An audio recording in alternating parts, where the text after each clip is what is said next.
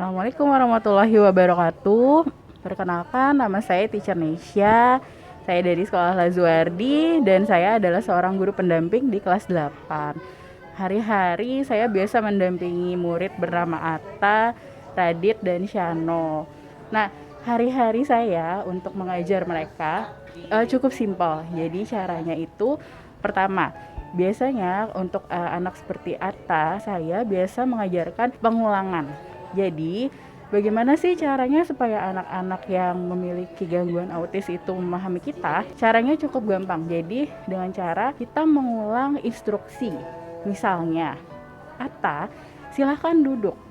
Atta, silahkan duduk. Dan jangan lupa intonasi suara juga cukup penting. Jangan sampai suara kita seperti kasar atau meledak atau suara kita terlalu lembut. Nah, itu juga harus kita perhitungkan. Intonasi suaranya harus seperti ini. Atta, silahkan duduk. Jadi ada tegas dan ada sedikit lembutnya seperti itu. Nah, kalau untuk Radit, biasanya saya itu lebih ke mengajak ngobrol ya. Kita masih bisa nih untuk berdiskusi. Kamu maunya apa? Kemudian biasanya kalau saya membuat perjanjian belajar.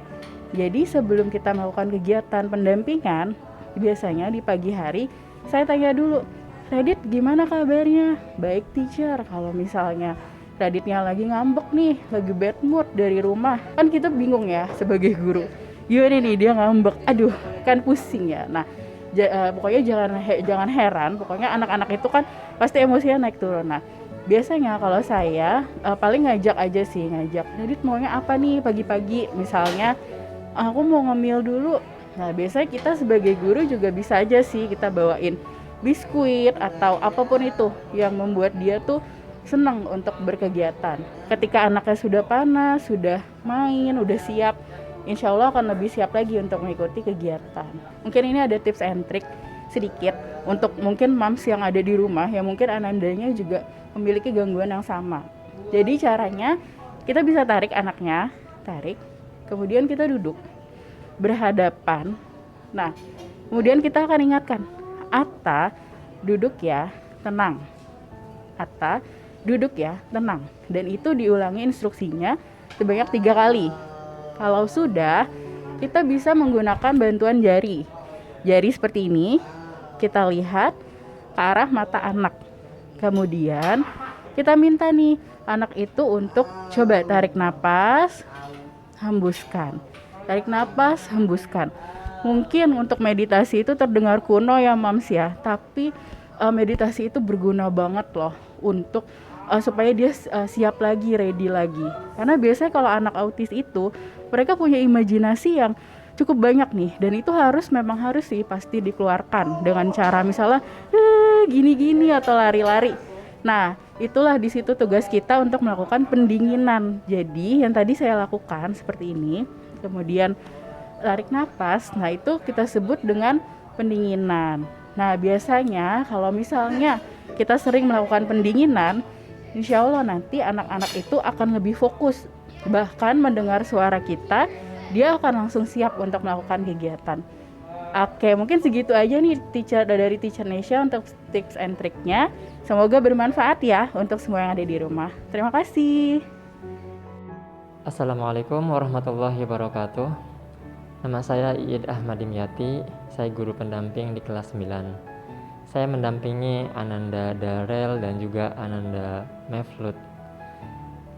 Kalau kita lihat dari Ananda Darel dan juga Mevlut, keduanya seperti mungkin tidak perlu didampingi. Kalau kita lihat normal seperti yang lain. Dalam kegiatan sehari-hari pun tidak terlihat kekurangan atau seperti anak yang lainnya, normal. Tetapi kalau kita lihat lebih dalam lagi, kedua anak ini ada hal yang perlu kita perhatikan, khususnya di dalam belajar. Kalau aktivitas lain sama seperti yang lainnya, Mevlut, Darel, kalau kegiatan-kegiatan sangat baik sekali, khususnya di bidang olahraga, di bidang fotografi. Kalau untuk Mevlut sendiri memang karena dia sudah fokus, sudah lama dari kelas 7 dia di pencak silat sampai dia bisa menjuarai juara pertama untuk wilayah Depok. Juga untuk Darel juga memiliki kelebihan juga di bidang art. Dalam gambarnya dia baik sekali, dan juga kalau saya lihat di dalam mengerjakan tugas juga seperti mengambil gambar, Darel bisa mengambil gambar dengan sangat baik sekali. Nah, untuk kekurangan dari Darel dan Mevlut ini kesulitan di dalam belajar. Nah, mungkin kalau teman-teman yang lain belajar cukup sekali, kalau Darel dan Mevlut perlu pengulangan. Nah, untuk Darel khususnya, Darel ini agak mungkin malu ya ketika didampingi ini. Jadi sebisa mungkin saya dalam mendampingi Darel tidak terlalu mencolok sedang mendampingi. Kita mendampingi, tetapi bagaimana caranya supaya tidak terlalu terlihat sama teman-temannya, karena kedua anak ini bisa dibilang tidak mau dibedakan dengan yang lain, pengen sama dengan yang lain aktivitasnya, sehingga ketika proses pendampingan kita melihatnya dengan agak jarak lebih jauh sedikit, biar mereka gerak lebih luas. Dalam aktivitas belajar juga kita hanya berada di sampingnya.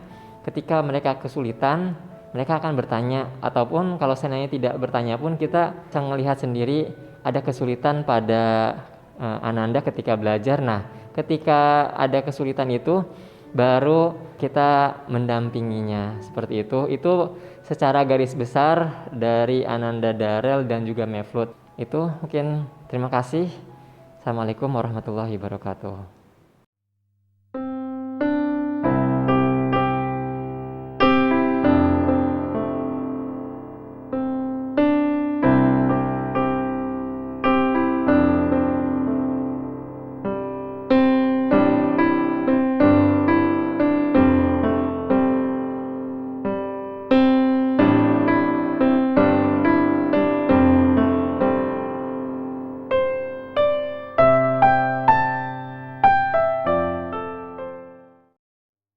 Assalamualaikum warahmatullahi wabarakatuh. Saya Angki Anggreni. Di sini saya adalah guru pendamping dari Ananda, Ara, dan Denis. Untuk Ara sendiri, proses pembelajarannya sama ya, mengikuti teman-teman yang lain, namun tetap didampingi secara target yang Ananda ini dalam proses pembelajarannya mengikuti IEP-nya sudah dibuat selama 1 semester atau 1 tahun.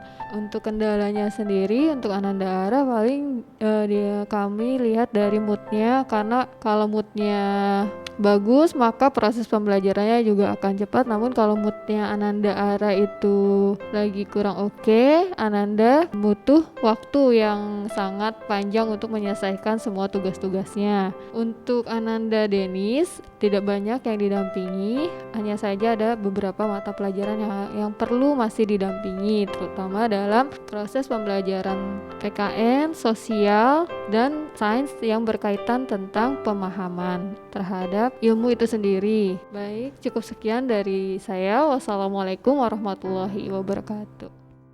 Halo, assalamualaikum warahmatullahi wabarakatuh. Nama saya Teacher Hurin. Di sini saya memegang grade 7 bernama Majid. Kondisi Majid ini dia mengalami speech delay dan juga ADHD. Nah, sebetulnya Majid ini termasuk ke autis Asperger atau autis yang ringan.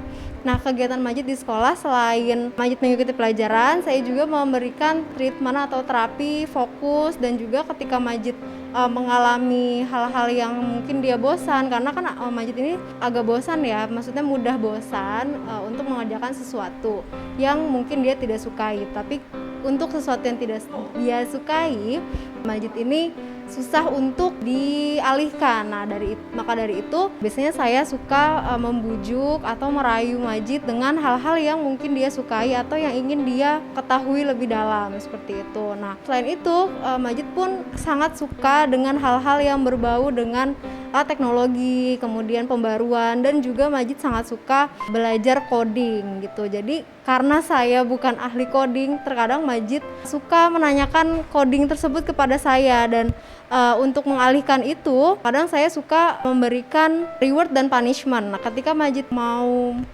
mengikuti arahan saya, akan saya berikan reward. Tapi ketika Majid menolak itu, akan saya berikan punishment. Mungkin cukup sekian dari saya. Kurang lebihnya mohon maaf. Wabillahi taufiq wal hidayah. Wassalamualaikum warahmatullahi wabarakatuh.